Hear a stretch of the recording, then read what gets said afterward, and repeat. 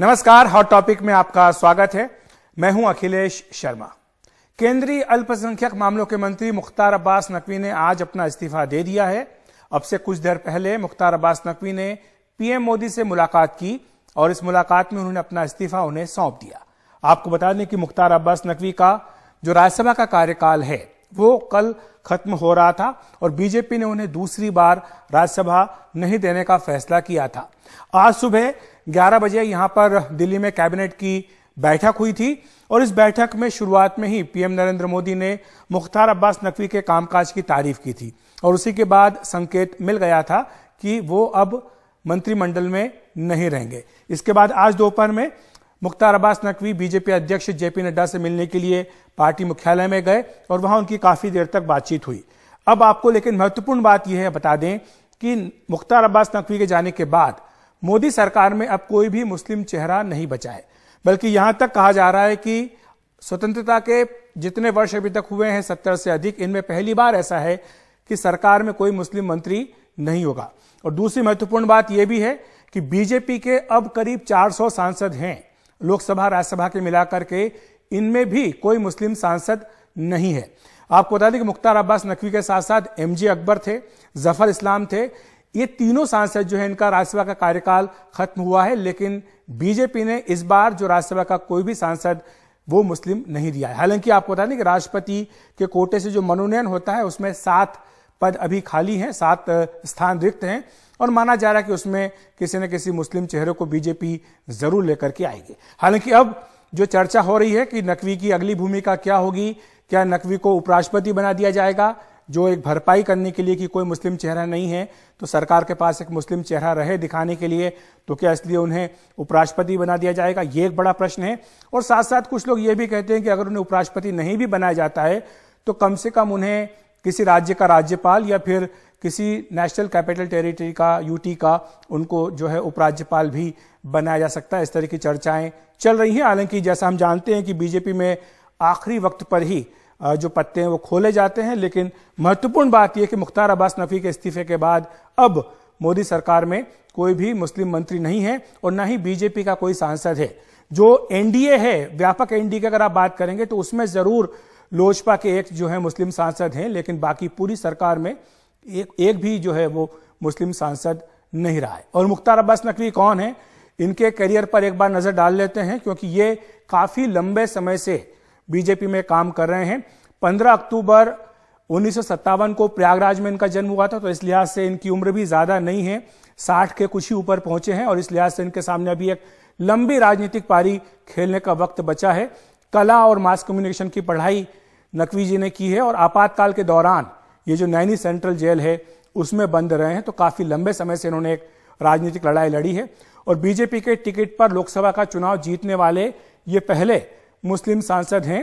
1998 में ये रामपुर से लोकसभा सीट इन्होंने जीती थी और तब एक बड़ी घटना इसको माना गया था, क्योंकि तब बीजेपी जो है राम मंदिर आंदोलन के बाद उस पर एक कट्टर हिंदुत्व होने की पार्टी होने का टैग लगा हुआ था। उसके बावजूद 1998 में रामपुर से नकवी जी ने लोकसभा की सीट जीती थी और तब अटल बिहारी वाजपेयी सरकार में ये अल्पसंख्यक संसदीय मामलों के राज्य मंत्री भी रह चुके हैं।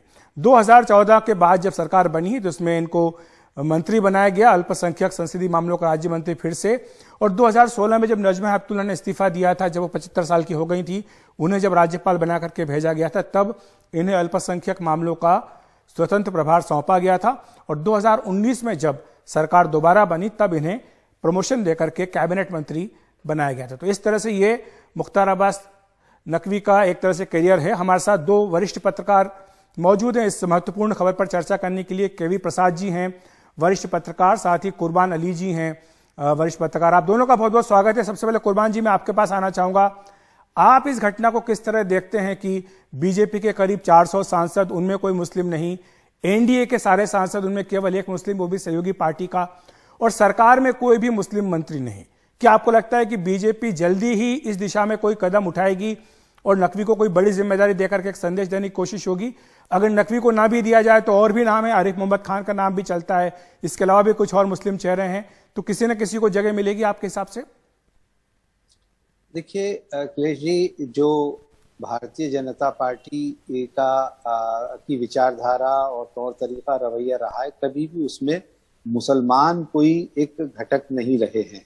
और प्रतीकात्मक तौर पे अटल बिहारी वाजपेयी जी ने अपने मंत्रिमंडल में एक दो लोगों को रखा था, उसी परंपरा का निर्वहन किया गया। लेकिन जब भी ये बात आई तो ये तर्क दिया गया बीजेपी की तरफ से कि साहब हमें इसकी जरूरत नहीं है, और दूसरे ये कि हम ऐसे उम्मीदवारों का चयन करते हैं जो जीतने वाले हों। और दूसरी बात, बीजेपी और उसके समर्थक ये भी कहते रहते हैं कि भाई ये भारतीय संविधान के तहत है, तो अगर 400 सांसदों वाली पार्टी में एक भी मुसलमान नहीं है, एक भी ईसाई नहीं है और शायद एक सिख है, तो क्या बौद्ध भी है। जी, एक बौद्ध हो सकता है, लेकिन 400 में से तो 400 में से आपको 15-16% आबादी के बारे में उसकी कोई जरूरत नहीं है, या प्रतीकात्मक तौर पे भी आप नहीं चाहते, तो आपकी मंशा साफ है। हाँ, ये जरूर कह सकते हैं कि भारतीय संविधान के तहत इसमें कोई दिक्कत नहीं है, लेकिन इसे पार्टिसिपेटरी डेमोक्रेसी या इंक्लूसिव डेमोक्रेसी नहीं कहा जा सकता। और ये बात भारतीय जनता पार्टी के लोगों को सोचनी चाहिए कि वो जिस संविधान की शपथ लेकर के सत्ता में हैं, क्या उस संविधान की प्रस्तावना और उस संविधान की आत्मा इस बात की इजाजत देती है कि एक बड़े वर्ग को देश के छोड़ करके और आप अपनी एक ब्लेटेंट कम्युनल एजेंडा है उसके तहत आपको चूंकि काम करना है, चुनाव जीतने हैं, जो आप कह रहे हैं कुर्बान जी, ब्लेटेंट कम्युनल एजेंडा, लेकिन बीजेपी कहती है कि हम अपीजमेंट की पॉलिटिक्स नहीं करते हैं। बीजेपी इसको दूसरे तरीके से पेश करती है कि कोई केवल मुसलमान है इसलिए उसको जगह दी जाए, ऐसा बीजेपी कहती है कि नहीं मानती है। और साथ ही वो ये आप सही कह रहे हैं कि वो ये कहते हैं कि जीतने वाला हो उसे हम टिकट देंगे। हालांकि सिंबॉलिक रिप्रेजेंटेशन रहता है उत्तर प्रदेश में भी, जहां पर इस बार पसमानदा को जगह दी गई है। प्रसाद जी, मैं आपके पास आना चाहूंगा। अभी मैं हैदराबाद से आया हूं बीजेपी की कार्यकारिणी को कवर करके। वहां पर हमने रिपोर्ट की है कि किस तरह से पीएम मोदी ने जब रामपुर की आजमगढ़ के उपचुनावों की चर्चा हुई तो कहा कि जो पसमानदा मुसलमान है, यानी जो ऐसे मुसलमान हैं जो पिछड़े हैं, जिनको जगह नहीं मिल पाई है, उनको बीजेपी को रीच आउट करना चाहिए, उनके पास जाना चाहिए।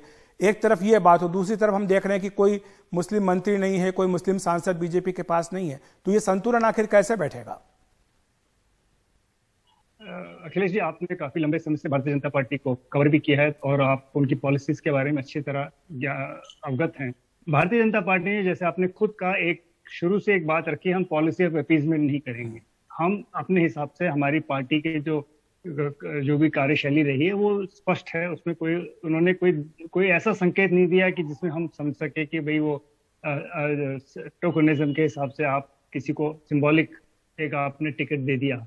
और बहुत ज्यादा दूर नहीं, पिछले कुछ ही महीने की बात है आजमगढ़ की, जिसमें आपने बात कही, और वो एक माना जा रहा है एक टेस्ट केस था, एक तरह से लोग मान के चल रहे थे उसको, और उसमें भारतीय जनता पार्टी ने अपनी साफ दृष्टि रखी और उस सीट पे, क्योंकि माना जा रहा था, और उसके साथ वाला जो रामपुर का तो वो एक उनको अपना जो मैसेज कन्वे करना था, वो पॉलिटिकल मैसेज वहां से हो गया।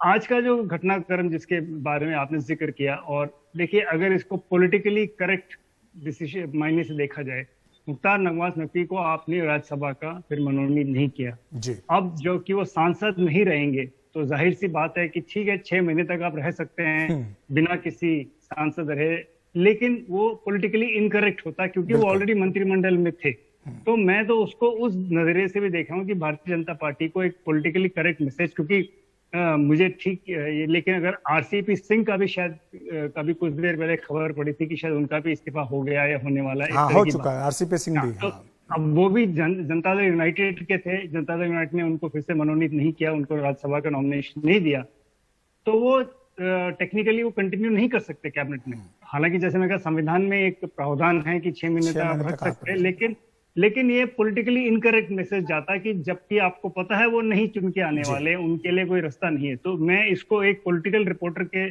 तौर से अगर उस नजरिए से भी देखना चाहता हूँ। कुर्बान जी, मैं आपके पास आना चाहूंगा। संक्षेप में, मेरे पास समय थोड़ा कम है, लेकिन आप किस तरह से देखते हैं जो बीजेपी की एक अप्रोच की बात की जा रही है कि पसमानदा मुसलमान जो हैं उनके लिए रीच आउट किया जाए, उन तक जाएं, और जो सरकारी योजनाओं का लाभ उन तक पहुंचा है उसके बारे में उन्हें बताया जाए, क्योंकि बीजेपी का अपना आकलन ये है कि जो रामपुर का आजमगढ़ का उपचुनाव हुआ, इसमें कुछ वोट उन्हें मिला है मुसलमानों का भी। जी, तो अखिलेश जी, अगर पसमानदा मुस्लिम के लिए ही हमदर्दी है तो उन्हीं को रिप्रेजेंटेशन दे दें, कम से कम मिलेगा तो सही। उन्होंने कहा है कि यूपी में दिया है, जैसे यूपी में उन्होंने बनाया, विधान परिषद में भेजा है। एक मिनिस्टर वो हमेशा बनाते हैं, वो बनाया है, इस बार वो पसमानदा है, अच्छी बात है, वेलकम मूव है। लेकिन मैं मंडल कमीशन की जो सिफारिशें लागू हुई थी 1990 में, तब से कहता आ रहा हूं कि जाति व्यवस्था इस देश के हर धर्म में है, और जितनी हिंदू धर्म में है उससे ज्यादा मुसलमानों में भी है। तो मुसलमानों में भी शेख सैयद मुगल पठान है। तो अगर आप यकीन करते हैं एक पार्टिसिपेटरी डेमोक्रेसी में, और बड़ी तादाद चूंकि बैकवर्ड और दलित मुस्लिम की है, तो कम से कम उन्हें रिप्रेजेंटेशन दीजिए। लेकिन आप रिप्रेजेंटेशन देने की तो बात दूर, उन्हें आरक्षण भी नहीं देते जो संविधान के तहत व्यवस्था है। सुप्रीम कोर्ट में वो मुकदमा चल रहा है। तो कम से कम आप अगर उपराष्ट्रपति बनाते हैं, पसमानदा मुस्लिम को ही बनाइए, तो मैसेज तो जाएगा उसका। लेकिन शायद उसमें भी वो ये देखते हैं कि हमारा वफादार कौन है, हमारी लाइन पे चलने वाला कौन है, ये सारी चीजें हैं। लेकिन अगर वाकई प्रधानमंत्री ने जो हैदराबाद में कहा है उसको अगर वो अमली जामा पहनाना चाहते हैं, तो उन्हें बड़ी तादाद में बैकवर्ड मुस्लिम्स को रिप्रेजेंटेशन देना चाहिए, जो मुसलमानों की कुल आबादी का लगभग 80%। जी, मैं संक्षेप में प्रसाद जी के पास भी जाता हूं, इसी पर सवाल पूछ लेता हूं। उपराष्ट्रपति को लेकर के जो चर्चा चल रही है, एक नाम मुख्तार अब्बास नकवी का भी है, एक आरिफ मोहम्मद खान का भी है, थावरचंद गहलोत का नाम भी है। क्या आपको लगता है कि इन्हीं में से कोई होगा, या फिर हमेशा जिस तरह की सरप्राइज होती है उस तरह की आएगी? या दक्षिण भारत का भी इस बार बनता है, क्योंकि राष्ट्रपति आप जो है उड़ीसा से बना रहे हैं, पूर्व से बना रहे हैं, तो आप जो है दक्षिण से कोई उपराष्ट्रपति बना सकते हैं? अखिलेश जी, 2 दिन पहले एक और नाम चला था अटकल के बाजार में, कहिए अमरिंदर सिंह का। हाँ, बिल्कुल।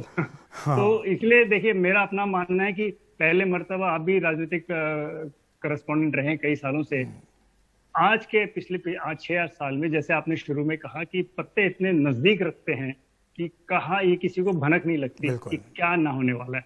और वो एक बहुत ही रिस्ट्रिक्टेड टाइप ऑफ डिस्कशंस होती हैं, जिसमें ज्यादा तो वो जो पहले होता था कि आप अंदाजा लगाते थे, जितने नाम आते हैं, पुरानी कहावत है, जिसका नाम पहले छपता है वो सबसे पहले बाहर हो जाता है। जी, शुक्रिया आपका प्रसाद जी और कुर्बान अली साहब, आप दोनों का हमारे साथ जुड़ने के लिए, चर्चा में भाग लेने के लिए।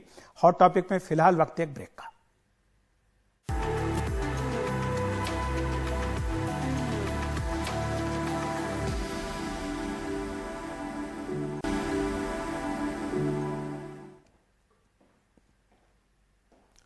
देवी काली को लेकर टीएमसी सांसद महुआ मोइत्रा के बयान पर बीजेपी ने एफआईआर दर्ज कराई है और उनकी गिरफ्तारी की मांग की है। वहीं महुआ मोइत्रा ने कहा कि वे बीजेपी के गुंडों से डरने वाली नहीं।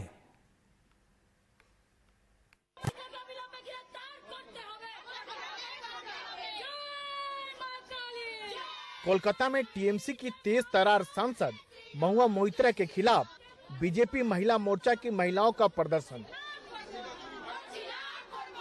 बीजेपी ने कोलकाता के बहु बाजार थाने में शिकायत भी दर्ज कराई।